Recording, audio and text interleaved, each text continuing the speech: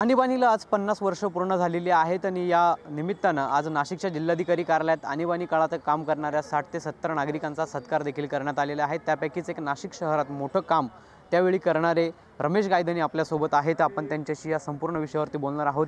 आज आणीबाणीला 50 वर्ष झालेली आहेत, काय नेमकं त्या काळातल्या तुमच्या आठवणी आहेत?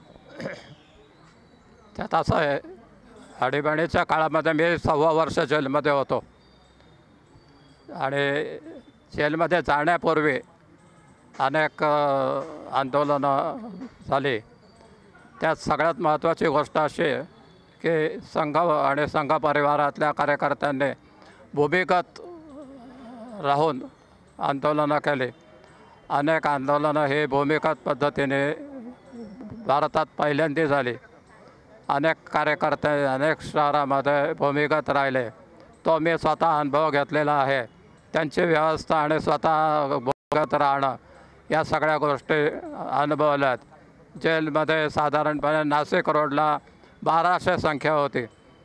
त्या सगळ्या गुण्यागोविंदाने आणि खूप चांगल्या पद्धतीने राहावेत म्हणून संघाने प्रयत्न खूप केला। त्यामुळे तिथलं वातावरण त्या दृष्टीने चांगलं होतं। परंतु त्या जेलमध्ये होते त्यांच्या घरची परिस्थिती मात्र खूपच बिकट होती। घरच्यांना अनेक कष्ट करावे लागले। कुठे पापड कर, लोणचं कर, हे विक ते विक, घरगुती कामं कर, असे अनेक कामं करत घरातल्या महिलांनी आणीबाणीला तोंड दिलं। त्या अर्थाने आणीबाणीच्या काळामध्ये भूमिगत राहून काम करणारे जगातली सगळ्यात मोठी संघटना हे संघ ठरले।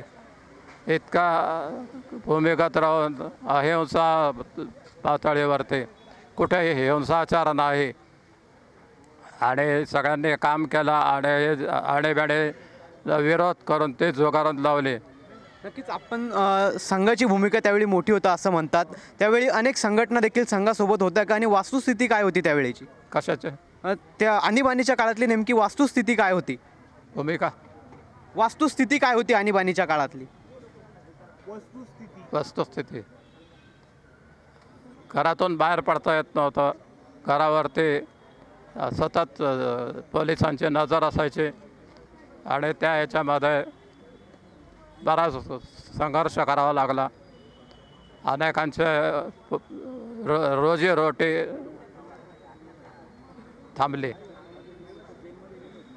नक्कीच आपल्यासोबत आणीबाणी काळात काम करणारे नाशिकमधील एक ज्येष्ठ त्या आणीबाणी काळातील काम करणारे सेवक होते तर रमेश गायधनी। त्यांनी आणीबाणी काळातील ज्या आठवणी आहेत त्या देखील या ठिकाणी सांगितलेल्या आहेत। नेमकं त्या वेळची वस्तुस्थिती काय होती हे देखील त्यांनी या ठिकाणी कथन केली आहे। कॅमेरा पर्सन आकाश येवलेसह पवन येवले, TV9 मराठी, नाशिक।